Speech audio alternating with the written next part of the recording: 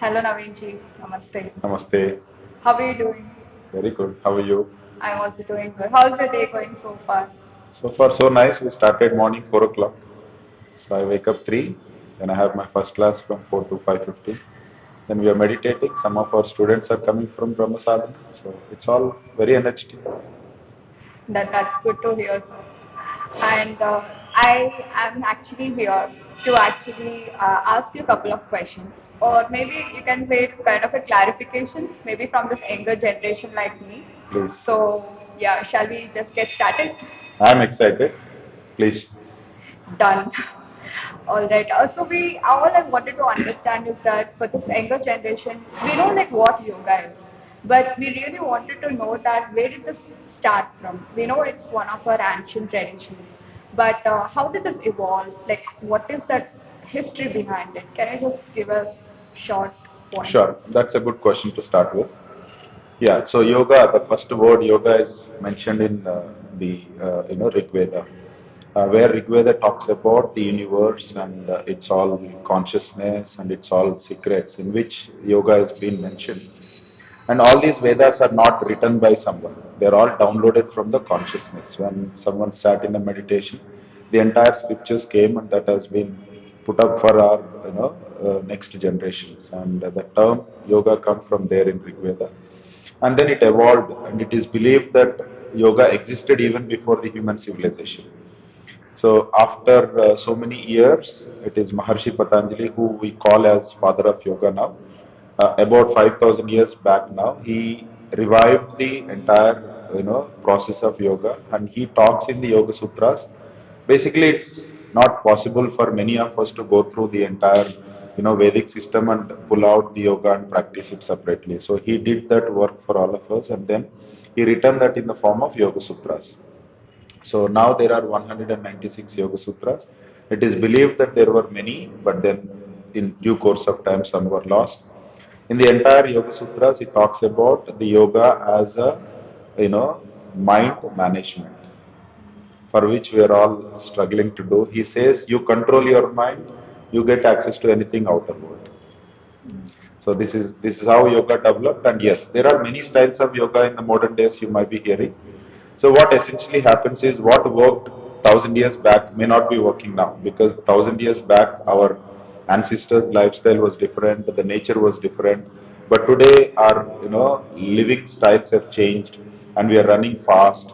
And for example, if you take now, the online platforms have come, and yoga is reaching to home rather we going to the particular place. Earlier we had to go to guru, please the guru, and then guru will test you, and then after a few years they will teach you a simple technique probably to start with, after so much of test. But now it is like you are getting yoga to your home, because the times have changed, the cultures have changed, and it is essentially needed the more these days.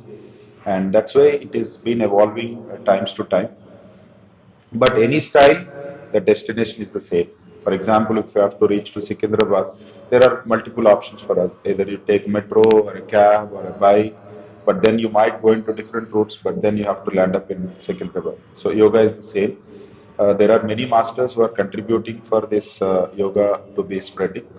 And today, on the International Yoga Day, the world has accepted yoga as one medium for a better well-being.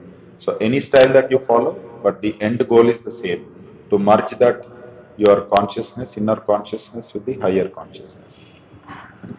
That's a very cool explanation, Naveen ji. My other question is that, like, who drew you to this yoga? See, I'm sure you would have also brought up in the way that our childhood was just playing, just chilling out like other kiddos, right? But there will be something that motivated you to choose this particular path. So, what it is, can you talk about it? Definitely. So I come from a Gurukul background. Uh, I studied, I think, until 10th standard in a Gurukul, where the system used to be completely different from what the schools are now. So we used to have yoga in the morning. So there is no choice but you go and do the asanas. And we used to have PT class, yoga class, and my teachers used to, like, it's not a simple thing. It has to be practiced. It was very disciplined and strict. But then, like you said, due course of time, education, work and all, so I was having a normal lifestyle. It is when I had these health issues and my wife was carrying that time. So I and my friend were having a casual conversation like we both are talking now. So we used to have lunch and then go for walk. Then his name is Prashant Raman. So we were having a conversation. I was sharing that, I'm looking for some yoga for my wife, even for myself, because I have this backache issue and all. So he said, why don't you go and take this course called Happiness Program in Art of Living? He said, I did not go, but my brother-in-law went. And on the last day, he was so happy. He was packing food and going to this entire program. He did this program in Delhi, and I'm talking this conversation during 2010. So then that gave me interest. So when I wanted something and when I heard this, I went and Googled, researched everything. And then I have called my teacher, we call her Lalita Aunty, who is my first happiness teacher. Lalita Aunty Sridharan Uncle are there in Chandanagar. So I called her, she said, that was Monday evening. She said, the course is starting tomorrow morning, why don't you come? Then Tuesday to Sunday. Now there are 3 days programs. Gurudev made it for benefit of people who are busy, but then it was 6 days then. So I went and finished the program and I did this meditation technique called as Sudarshan Kriya in the voice of Gurudev Sri Sri Ravi Shankar ji. And that was a moment for me to shift. So usually there are so many guidelines in the course, but then one guideline really, caught my attention is stop eating non-veg. Okay. It is not a force, but then it describes that for your better benefit of this workshop, these are the guidelines. In one of that, it is better to avoid. Then I sincerely tried it, and then I think that is a moment where I turned up, but not completely. That 50-50 was there. I was working then. I Yeah. used to be very regular practitioner, meditating every day. Then I went to Malaysia. I was in Malaysia, like there, the lifestyle was completely different, and then the teams are different, people are different. I had to learn different, multiple cultures, and then my client used to be in US, my boss used to be in India, match up these two time zones. Then I had a very severe back issues. Then really I thought I went to many hospitals, utilized all my insurance policies, everything, but then nothing really gave me a solution. Then I thought yoga must be the one. Then I have started practicing it very regularly, and it gave me immense, you know, change in my body and the thought process. So 2019, 2018, I came to India, and then 2019, I quit my job and started this. So during this journey, I think two darshans that we went for to see Gurudev. His eye contact is especially a lot of energy. So it is, I think, the blessings that I have where I got that eye contact from Gurudev Sri Sri Ravi Shankar ji. I think definitely he is the inspiration for me to be here and talking. And it is his courses that I went through and brought me from a normal person being able to do some difference into the society. So then I did lot of art of living courses, then I became a happiness teacher, then I did yoga courses, then I became a yoga teacher. In 2019, we set up our first studio. Yeah. That's so inspirational, actually. Now that you mentioned that your Guruji is like Sri Sri Ravi Shankar, see, there are like lot of Gurujis, like you told that there are like so many instructors in this entire world, right? Yeah. But what led you to follow Guru Ravi Shankar ji? I think I didn't have a plan that day when I was talking to my friend Prashant. There was nothing a plan. It was just a casual conversation. So when I went into the artofliving.org website, I didn't have a plan. Oh, is it right for me, not right for me? At that moment, I just really jumped in. I wanted to make my life better, so I just jumped in and went for the course. I think Sudarshan Kriya really connected me to myself inside, and the way Gurudev explains, he make it so easy for people. It is not so much of very tough knowledge that we have to go through so many times. And if I hear Gurudev, I get my answers. A day I get stuck, I open YouTube, I randomly pick up one video, I get all my answers. So I think I don't know, there was no plan. but it is just a journey, and I think it is my destiny that I've got a guru like him to be connected with, and I hook myself to his knowledge, and it answers so many times. Yeah. Yeah. That's so good to hear, Naveen. And okay, let's start with this question. That is there a particular age that you have to start yoga at this age? That's when your body will become so flexible. Otherwise, like any age is like fine to start yoga. Like what is your say? All right, this is for everyone. There is no age limit. You can start anytime. In fact, the early the better.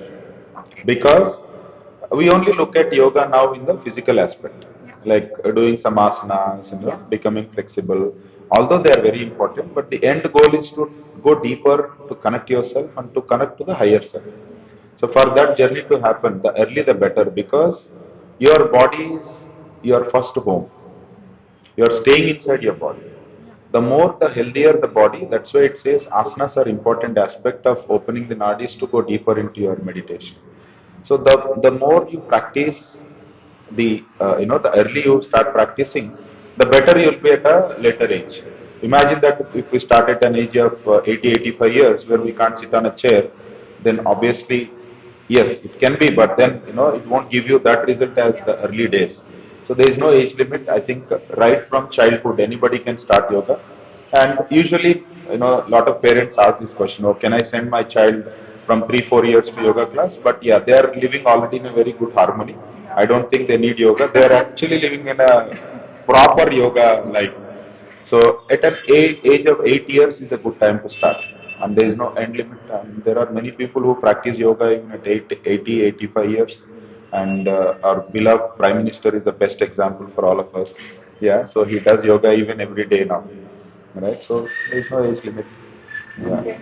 So I think 8 years is the best age to start yoga. So I think we will take note of this point. Yes. So there is like I just wanted to clear some misconceptions about yoga. I think one of the very common thing is that you ask anyone, yoga is not a workout. It is just that it's a kind of a relaxed day for you, but don't treat it as a workout. This is what people around, most of them, they actually say, even like people who are practicing yoga very seriously. So, what do you think? All right. It can be looked at in two ways. Um, See, when you start initially, it can be a good workout as well. For example, today we do 108 Surya Namaskaras, and that itself is a proper, complete workout from your head to toe. The entire muscles are used, the entire system is being used. Your heart pumps the blood, your lungs open up, and then you do breathe a lot. So it has got all the varieties, right? For somebody who is going very deep, if I really want to do yoga asanas as a meditative way, then I don't have to really do it very fast. I do it very slow. I connect with my breath, and then I connect with my thoughts, my mind.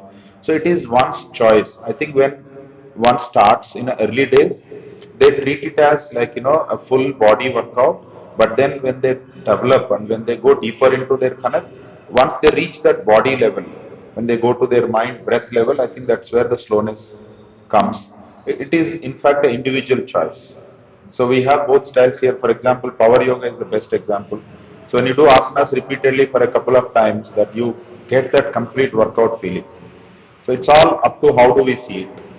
But then it's a 360 degrees, your body, breath, mind. Yeah.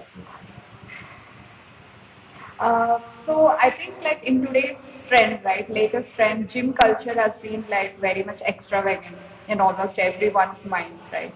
I think when I say gym culture, especially it's more about like strength training is what the word predominantly everyone hears about. So, but then they say that you have seen a lot of fitness clubs around us or anything where they treat yoga as a kind of a relaxed workout because they tend to do intense training for the remaining 4 to 5 days, where yoga turns out to just be a very relaxed workout. So, what do you think? Like, is this clubs or anything using yoga as a relaxed thing, or like, do they feel the importance of yoga somewhere in the midst of that intense gym culture? Yeah. So if you go back to our Indian Bharat culture is all about the families used to do yoga together. So they used to meditate together. This used to be a ritual every day. But then of late, when we were, influenced by the West, and when especially Britishers came, then that had an influence, and these rituals have been converted into a Western style. So that's where the gymnasium also come into picture. While the gym and strength may be good, the strength training is good, but then essentially all of that is coming from an angle of, where these asanas have been come. Like if you talk about Surya Namaskaras, it is believed it is introduced from some 10,000 years back. Right? Some of the strength trainings and the poses that they do, it in fact come from the yoga asanas. So it's all about how do we do it. For me, I think what I feel is, yeah, except the lifting weight and other aspect, but strength training and all that is really coming part of yoga, but the name may be different. But essentially, either you do yoga asanas as a yoga or you go for strength training as a new name, but then you gain that physical benefit. So one who gains that physical benefit definitely have a greater choice or chance to go deeper inside to connect to the self and to the higher self. Yeah. Yeah, So we'll come to the main part. This is sure. my most interesting part is that people say that it's always 80% diet and 20% workout to lose weight. And I think like in today's everyone's one constant thinking is that I need to lose weight. I am very stout or something, right? So where do you think yoga exactly fits in this entire plot? Okay, so that's an interesting question because we get a lot of inquiries. The first aim, we ask them what is the purpose that you're looking for. They say, I want to reduce my weight, Yeah. which is good to start with. But then, you know, weight loss is an easy byproduct of yoga practice. So the moment you make your day very regular routine, and we don't have to add time for yoga class. You just have to adjust your time, just 1 hour. See, everybody has got only 24 hours, right? Prime Yeah. Minister, you, me, everyone. So then why somebody's productivity is so good? Why somebody's success is so great? Why not for someone else? Basically, the way we, keep our day beautifully designed for. If you can add that 1 hour to your routine, right, and that routine will unlock many things around which is not good for you. Sort of which is one yoga, because when we do Surya Namaskaras, asana practice, it's not just about a physical element. It is about your prana, which is being diverted internally to the different corners of the body, bringing out all the entire elimination, right? So your metabolism increases, your fat burning increases, your consciousness increases, your prana shakti increases. When prana is there, obviously nothing else can really reside in. So that's why when they unknowingly practice, after 6 months, they come back very excitingly say, "Oh, I reduced 5 kgs, 6, 7 kgs, and all that." Yes, though you might start it for a weight loss, but then you'll slowly, eventually get connected more deeper. And food has a major role on your body. It's like, what you eat, you become, right? So food has a major role. In yoga, we treat food as three types: sattva, rajas, tamas.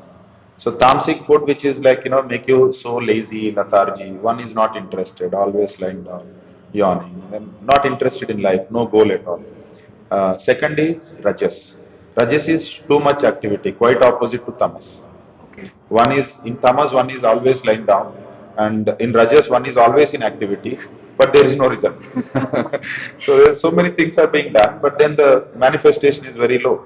So it's quite opposite. Sattva is balancing both. So one without tamas may not be able to sleep. One without rajas may not have a vision in life. So sattva is balancing both of that. So we say eat sattvic meal, which is nothing but a fresh cooked food.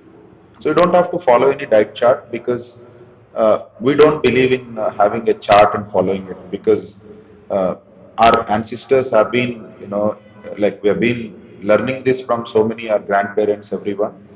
So eat what is available around you. It is as simple as that. Sit quiet and then enjoy your meal. Because today every one of us are working so hard for having that peaceful meal.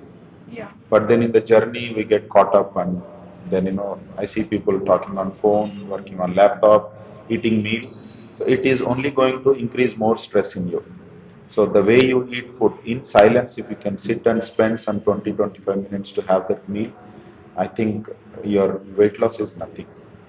Many other things will happen inside you, and your manifestation become better, your activity get good results. So yes, definitely you have to have a good watch on the food, and don't eat anything that is to satisfy your taste buds. And usually we get wrong signals in the body. So I asked this question in my class, where is your stomach? A lot of people show this side, here, and all that. Basically, the stomach is here below the heart and above the navel on left side. So if you're feeling hungry here, then that means you are actually hungry. Then that is the time to consume food, and make your food natural with the cycles, morning, afternoon, and evening. So nothing you should really eat after the sunset. And it's good to have food when the sun is above the head, top of the head, between 12 to 1, and morning 8 to 9 is a good time. So you actually give a night the complete rest for your digestive system that can go deep into rest. You also actually rest well, and then you wake up with a good energy and smile. Yes. So I don't know the percentage of it, 80-20, but then I think food definitely has a, I ouch for having a proper meal for good sadhana. Yeah. So that is very important.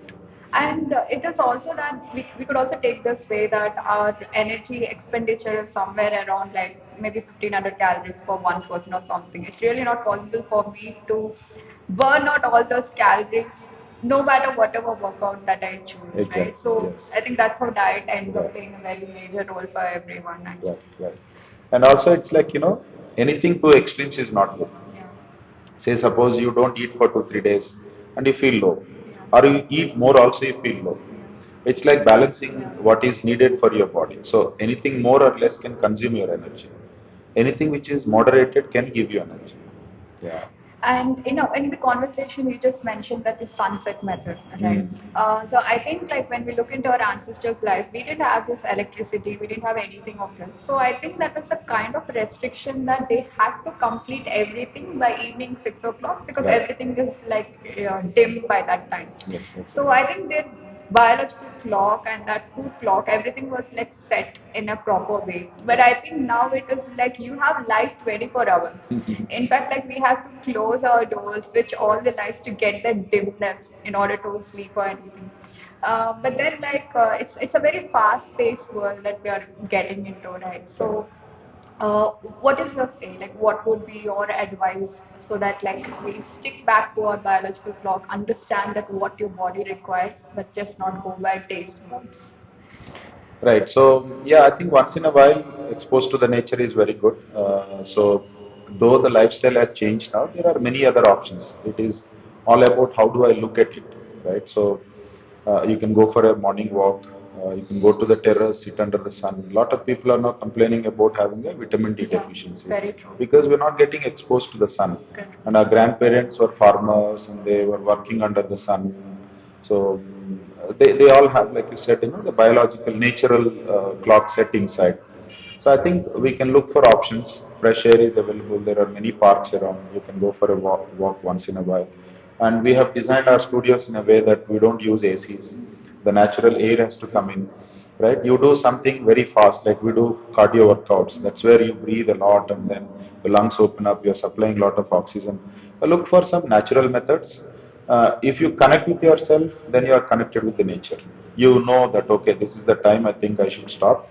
It's not that we have not done in the past. As a child, I don't think at an age of 8-9 years we were very busy watching TV till 12 o'clock in the night, right? So Yeah. we were naturally falling asleep by 8:39 and wake up at 4.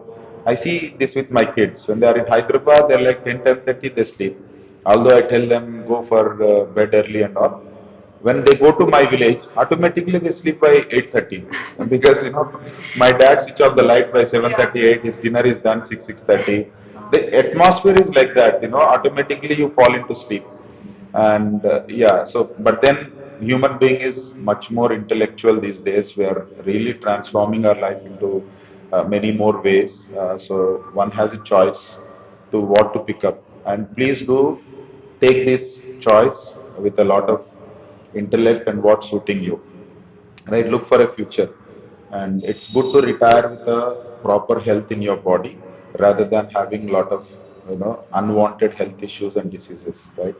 So if you retire good, then you can enjoy your lifestyle with your grandparents, your children and all. Yeah. So look for opportunities to expose to the sun and stop your activities by 6:37. So 2 days, 3 days you practice, automatically the adjustment will happen. Uh, there are like a lot of diets that's there in currently trending or anything, but I think one of them that was pretty much like a lot of research has been done and proven is the intermittent fasting, right? How do you think like this works, and do you really think that people who are practicing yoga can actually adjust with this intermittent fasting, or like how does this culture work? Yeah. So before going to that, I think, like you said, last talk was that our ancestors, they were all connecting their life to the nature sun, Yeah. right? And 6:30 their activity is done, and they go to bed by 7:38, and they wake up naturally 4 o'clock. Yeah. So recently I went to this, my friend stays in Kodwar. Okay. So there is one beautiful temple called a Siddha Bali temple. So Siddha means power, Bali is the Hanuman. It's a Hanuman temple where um, uh, there's a lot of meditation happened and they got powers. So it's in the top of the hill in Uttarakhand. So then morning 4 o'clock I woke up. It was so bright, and 6:37. In fact, 7 is very late for them. 4:35, because it is a top of the hill. The sun goes behind the hill, then automatically there is darkness. So 6:37, everybody is off. Lights are off, and they are into sleep. And morning when I woke up, there's a lot of light. So when you close your day according to the sun, which is naturally 5:36, between 5:30 and 6, and the intermediate fasting is that having that gap for the good digestive system, and this is what we have been actually doing. So eat your meal by evening 5:30 or 6 o'clock, and you have a long gap. And by the time you wake up and prepare something, it is 8 or 9. So the number of hours that you continue has good effect on your digestive system to complete that food to be processed. So yes, intermediate fasting is good, but I never practiced it in the way it is being now followed. But yeah, this is something I've learned from my grandfather. He used to be like, like you said, there is no clock that time. So if we ask time, he used to look at the sun and say, this is 1 o'clock. So this is 2 o'clock. This is 11 o'clock, something like that. So he used to stop activity by 6:30 and go to sleep early. And we used to sleep in the verandas, we call it as open to nature.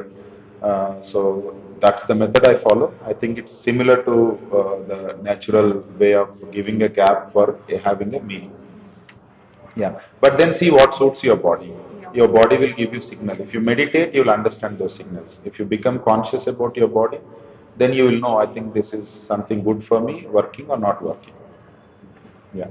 Is it really important that we eat 100% of what we need to eat, or like just eat 80% full and then give a little space to your body so that it just digests your food? So, what do you think about this? Yeah, we don't eat just 100%, we're eating 200%. That's Right? very true. Yeah. So I think we should look at the size of our stomach, and if we keep our fist palms like this, and open your palms, this is the size of the stomach, right? So then it also is like an elastic. The more you supply the food, it can enlarge. Yeah. Right? So then understand, and it is good to be a 70-30. Keep some space empty so that your digestive system works better. So yeah, 80-20, 70-30. It's good to leave a space, and you should never keep your plate full. Leave some space, and also make it 70-30, like 70% liquid and 30% solid cooked food, because our earth is like that, 70% water and 30% only earth. Even our body is like that, all our muscles are 70% water. So you go with the natural law, automatically everything will work for you.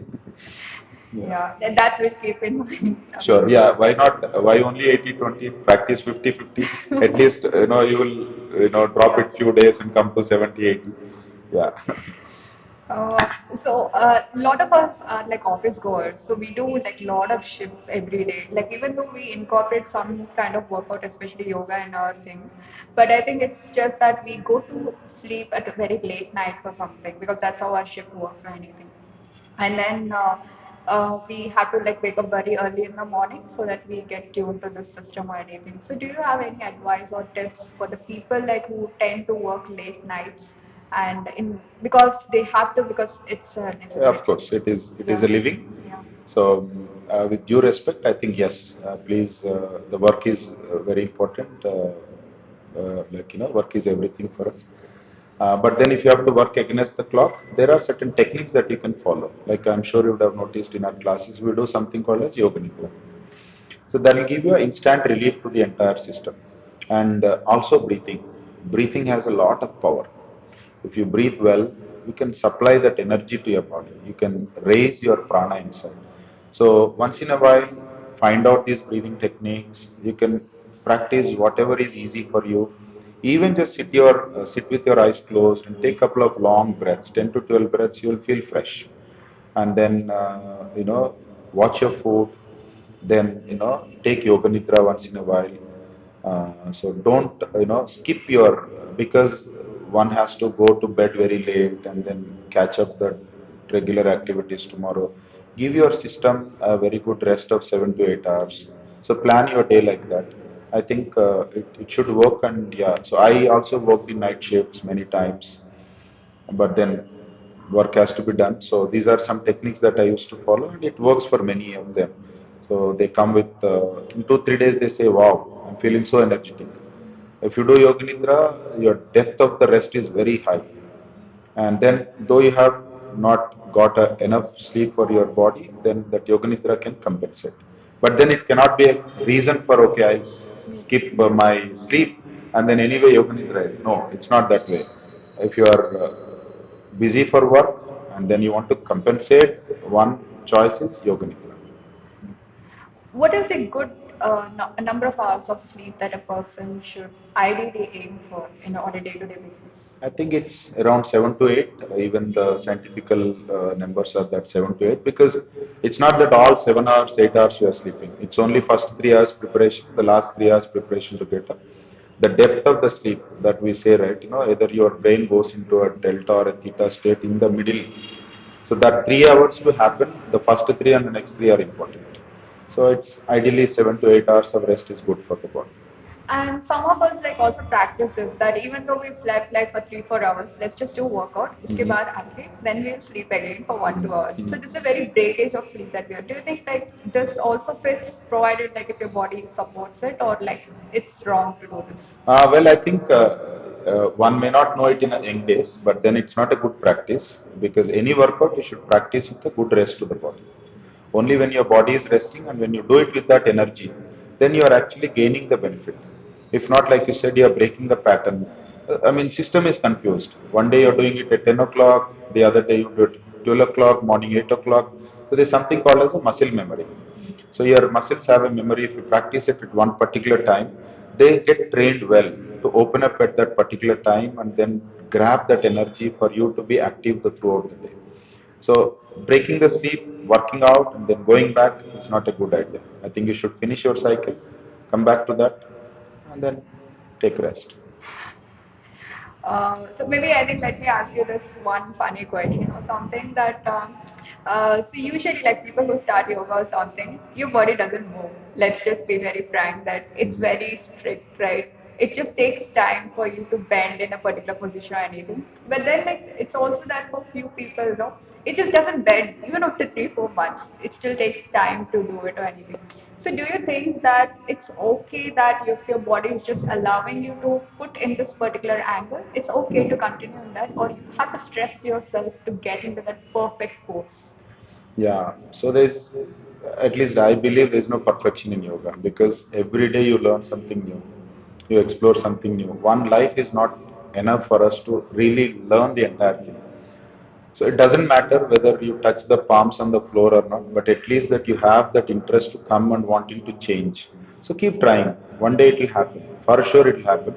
So biologically we are all different. Our biometrics today won't match with anyone else. So individual biological system is different, and our lifestyle and karmic effects are different. So it will not be the same for everyone. One suppose has got good flexibility in one month, doesn't mean that one more person also will get. He might achieve it in 15 days, or even 2, 3 months, or even 6 months. So only thing here is the consistency practice. So we call it as puna puna, again and again. Keep trying again and again. So only trying is the secret. Rest all is not in your hands. One day it'll automatically you'll feel, wow, I'm touching my hands. It came. I don't know how. Right? Yeah. So people who practice yoga, is it okay to practice every day, or like do we really need a break of like 1, 2 days? Do we take break for eating food? No, don't. So, see, if you do it as a workout or if you do it as a work, right, then you have that, chalo bhai, one day I'll take a Yeah. break and let me go back and all. So that's more the most dangerous day because your pattern you're breaking, Yeah. right? That can make your cause of skipping this for a couple of more days, months, and years. Where I see people, one day, chalo, let me rest. Mm. So, why should that be one day break? You continue the journey wanting to be connected to yourself and wanting to connect to the higher self. So, you have to understand your body, breath, mind, thoughts, intellect, and all that. So, for that, there should be no break. So, don't do it too extensively or too low. Make it moderate and find out what is working for you. And it should be like a routine, like the way we eat breakfast, lunch, dinner, it has to be like a practice every day. Yeah. And do we really need to eat something before we do yoga, or like is it good to do it at a very fasted stomach? Yeah. So, like we were talking, yoga will eliminate asanas, especially will eliminate what is needed for the body. So, if you eat and then do asanas, obviously I've seen people vomiting it. Like we have done the kunjal and Yeah. other kriyas in the ashram. So, it's ideally important to be with an empty stomach. So when you are twisting, turning, lying on the stomach, so you don't have your digestive system to work on the food. That energy has to go elsewhere. So it's not ideally good for having a meal and then practice yoga. And it's better to do it before on an empty stomach. Yeah, liquids are okay, but not tea, coffee, and all. So water is all okay, but not tea, coffee. Okay. Can we have a cheat day when you're practicing yoga? So yeah, I think this is the modern concept now. Yeah. It is working well for many. Yeah, if you think it works, maybe you try it out. But then don't take that 1% chance. Like I have learned this in my yoga school in Art of Living. My teachers used to say, when you feel like doing yoga, you will anyway do it. The day you feel like not doing it, that day so you have to do it because that is the pattern you have to break in your mind. So even the Yoga Sutras talk about breaking the regular rhythm of your mind modulation is what yoga is all about. So that becomes your habit, then it becomes your personality, character, and it reflects into something else. That one casualness. So avoid if possible. Yeah. Yeah. We will try doing that now, Indeed. Yeah, please. Okay, so there's this one general news that always spreads, I think mostly from the media because it just covers up every corner of the news that we've seen young people, Mhm. actually fitness people, actually having heart attacks and dying at that particular moment. Uh, but then like they're perfect. Their body is perfect, the diet is perfect. They've been like on top of everything, but still they ended up having all those worst nightmares, like just losing their life compared to the people like who are enjoying everything and just eating anything because there's this conception that has come to them that यार fit होके भी तुम मर रहे हो तो बिना fit रह के कुछ भी खा के आप मर ही जाओ so this is the kind of thing that is prevailing among people so what do you have to say to this? Yeah. So, see, we are human beings and we are very smart. So, we can see it in any way. God has given us full freedom. Yeah. You pick what is working for you. Well, I will not be able to comment on the incident that happened, but then yes. So, in general, it is not good to practice anything too extensive. It also matters of your lifestyle. So many other things come into picture, right? The way you sleep, the food habits, the emotional aspect of it, your personal life, your financial life. Now, all of them come into picture. So it is good to be, in general, very moderate, not going into two extremes, right? And then see, yeah, if you think that kaise bhi marna hai sabko, nobody is going to be here permanently. We are only enjoying this rented space today. So one day we have to all go back.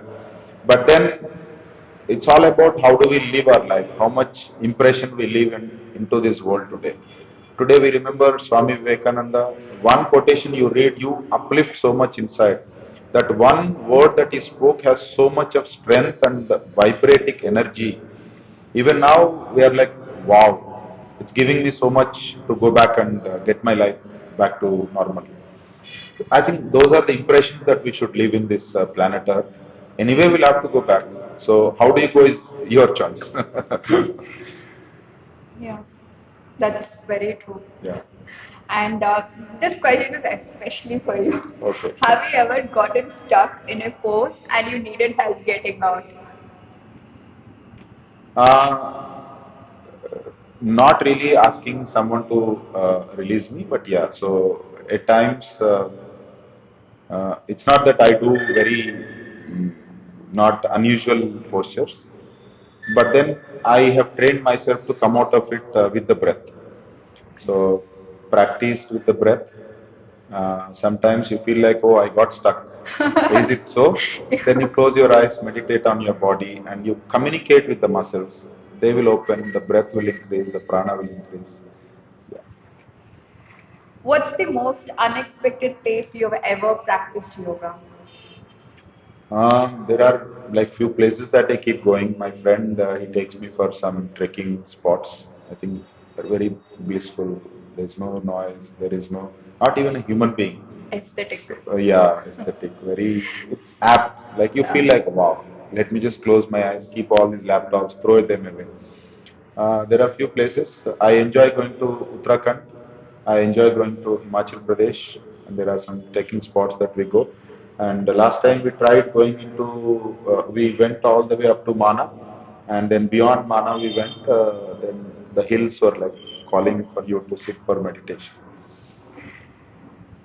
Uh, do you think that yoga can balance the sedentary lifestyle of the desk job people that we are having? It can definitely.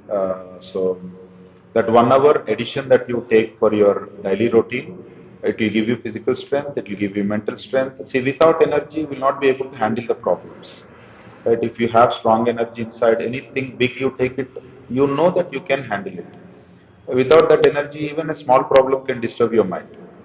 So having that routine is very important. Few minutes of asanas, breathing, and meditation or yoga nidra. So these are exactly the classes the way we run. Every class for 1 hour has all these warm-ups, then asanas, then pranayama, then either meditation or yoga nidra.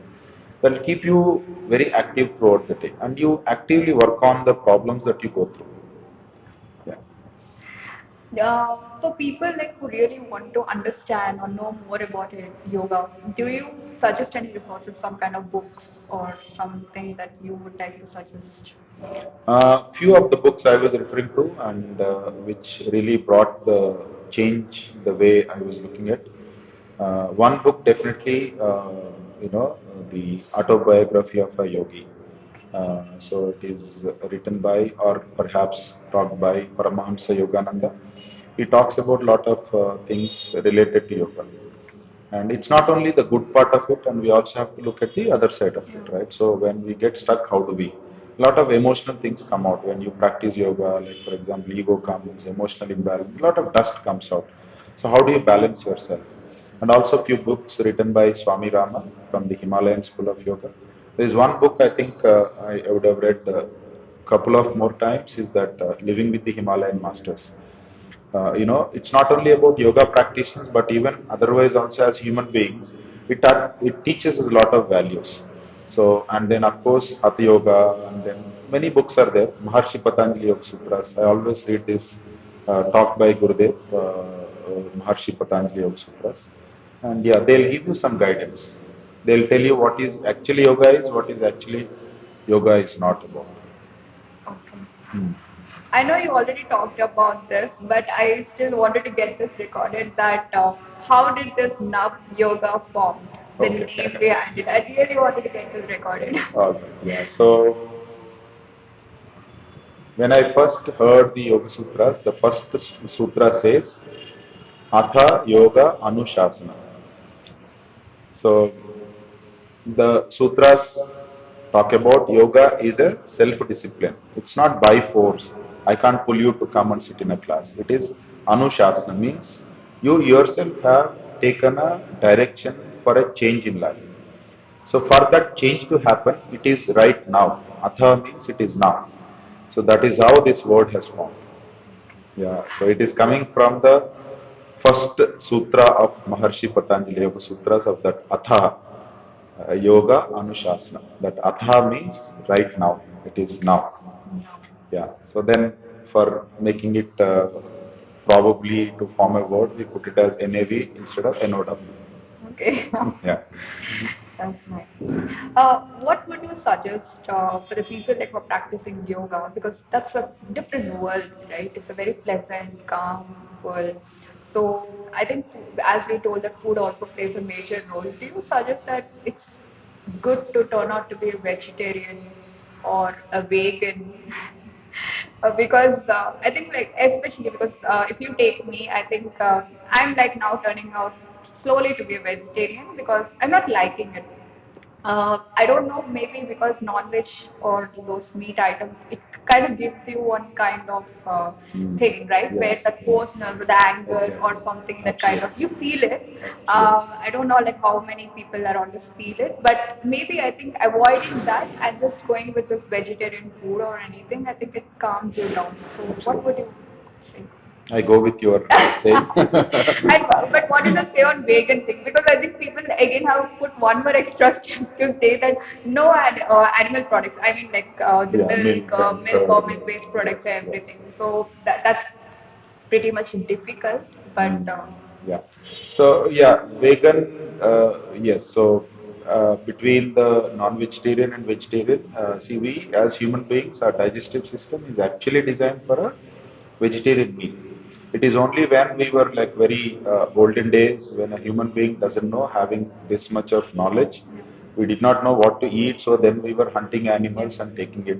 But then we have evolved like super human beings. Today we are going to the moon just like this, and then having a non-vegetarian meal, like you said, lot of emotions go into you. And imagine somebody putting a knife on a throat, cutting that animal and bleeding it out, and see how what kind of pain it goes through. So when you eat that meal, you are attracting all that pain, attracting all that fear, right? So it's good to avoid. That is one aspect of it. And second is your digestive system is actually designed for a vegetarian meal. And if you eat non-vegetarian, it takes about 72 hours to digest. Not completely though, it is not 100%. Some of it is left, like when we do this Kunjal, Shanku Prakshalana, people come running. Some pieces are coming. Yes, obviously, because they were there in your system for long years now. Right? You know, that meat goes and get attached to your internal systems and intestines and all. That's why this overweight and cholesterol problem and all that are coming now, right? So it's good to avoid non-vegetarian. Just go stand in front of that animal, look into its eyes. You will understand everything that what I'm saying. Yeah. So yeah, between vegetarian and vegan, I don't know. I've not practiced vegan, but then yeah, I've been practicing vegetarian for. I am born in a family where non-veg was normal, though we did not eat like the way it is now. But then yeah, so I stopped it. I think after my meditative days, you get connected with your body well, and you can feel that emotions the day you have it, the day you have a vegetarian meal. yeah, So you see the difference in your behavior itself. yes. So you know what is good for you, then practice it and keep it away what is not good for you. And if you are meditating, your consciousness will increase and it will tell you what is not so right for you, and you follow that. So meditation is the key. Mhm. Thank you, Naveen Ji. Thank you. The quality of food has actually come down nowadays. Even though we say that, okay, yeah, have good food, cooked food, eat a lot of veggies, fruits, vegetables, everything.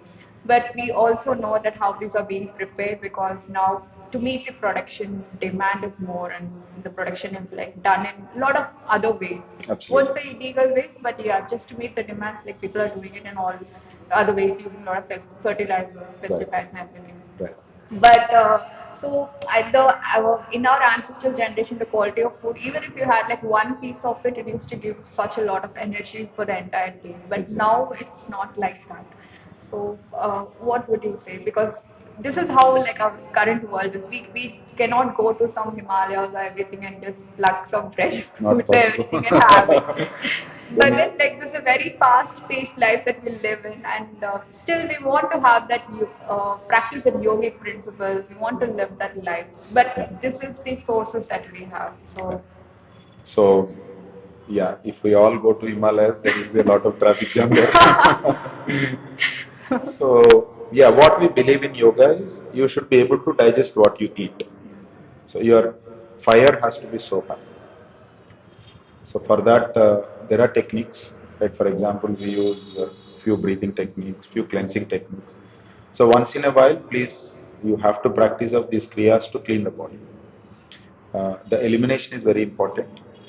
We can't change the outer world anyway now. It is all humans, we together brought it into such a position. And though we all would like to work for it, but I think there's a lot of effort required to change the world. And I'm sure one day we'll all realize and feel that going back to natural days is more important. But then with the current situation, get your fire very high in the system. So what you eat should be able to be digested. If you are actually practicing yoga every day, if your fire is high, even you eat stones, they will get melted.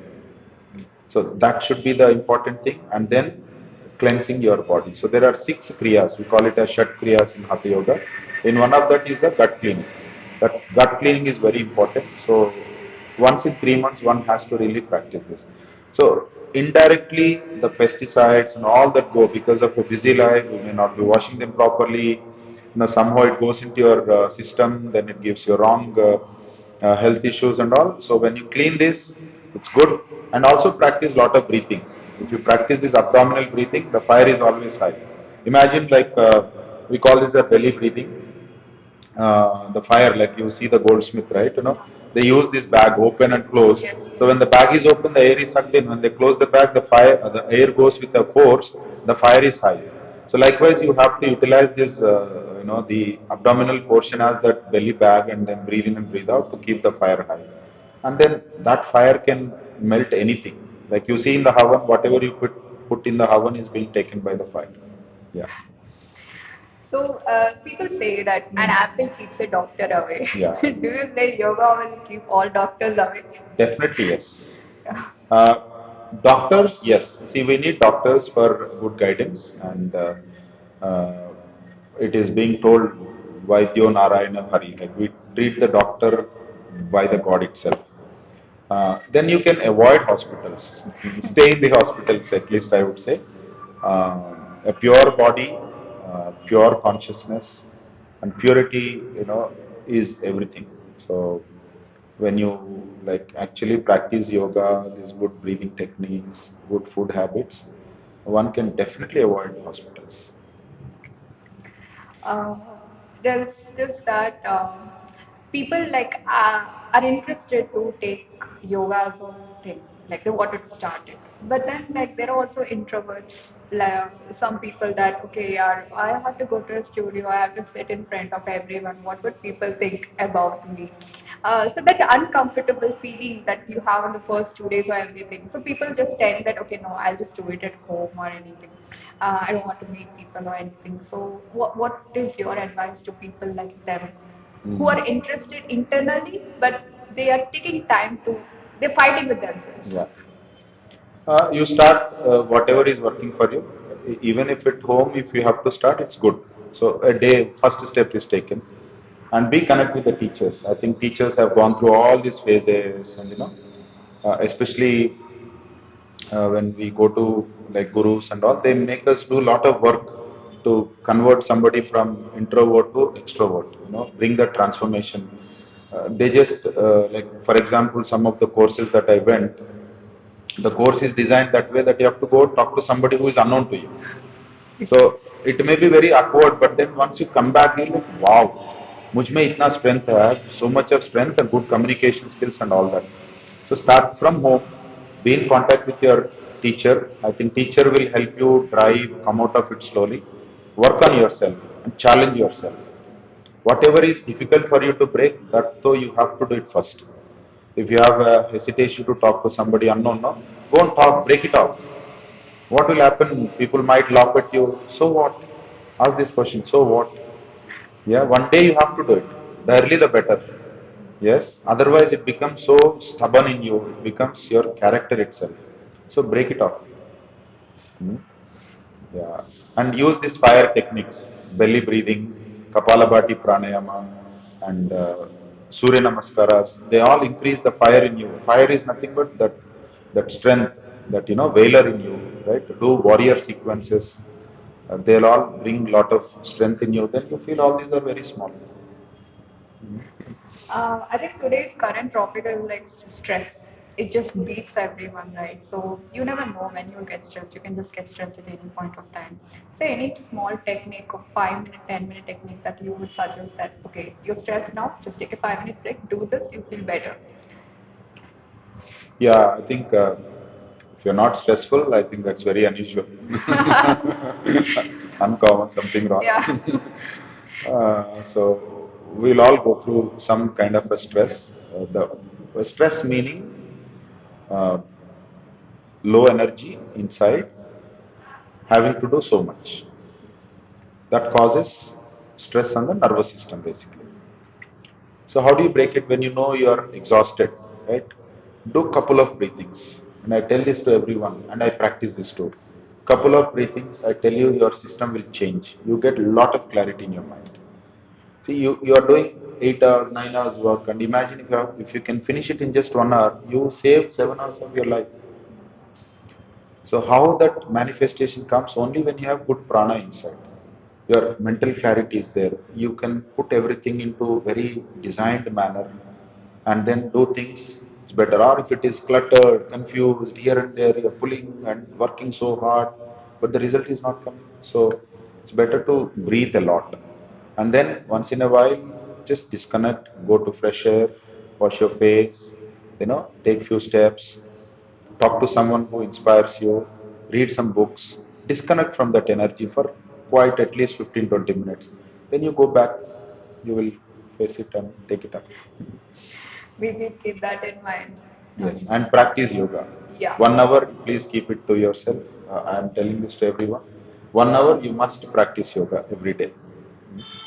And now that you're sitting in front of the chakras, how Yeah. long does it take to activate all these chakras? Yeah, so there is no standardized timelines. This is individual journey, right? And in fact, they are already active. It's like, the gold is there underneath, it's there, but then, it's covered by many layers. So in the journey of yoga, what we say is, instead of trying to activate, rather you eliminate this, what is covering. So the more you uncover, the better you discover yourself. So that's how it is. They are there in your system from active all the time. Like if you look at a small child who is living in a very great harmony with people around, nature around, they don't have any botherations. Only when we grow up, we started seeing friends, oh, they have those toys, I don't have this. Comparison came, all that came. So they started creating a layers on the top of these energies. So the energies are always there inside you. You just have to tap and wake up. That's all. And for people like who are aspiring to spread yoga, Mhm. probably in the form of teacher training, or that's a professional way of you spreading out these things. What would you suggest to them or your advice? Yeah, if you are interested, please, I think you have to take that first step because society need more and more yoga teachers. Today, only about 10% of the world practice yoga, and had it been that 10 to 20, then all of us become so busy, and we need to help each other. So yes, if you have that interest, please do come forward. And we do conduct the 200 hours yoga teacher trainings as well, wherein which you will be taken through a very professional way of learning the asanas, understanding the anatomical point of view, then breathing, meditation, what to talk, what not to speak, and all those aspects of yoga has been covered, and how to protect yourself also. When you are a teacher, you're talking to many people, sharing the energies. You also have to fill in the energy. So there are some self techniques that we teach them. So yes, becoming a yoga teacher is a very good responsible position. Uh, we need more and more yoga teachers. Definitely yes. Please do come forward if at all you have that thought.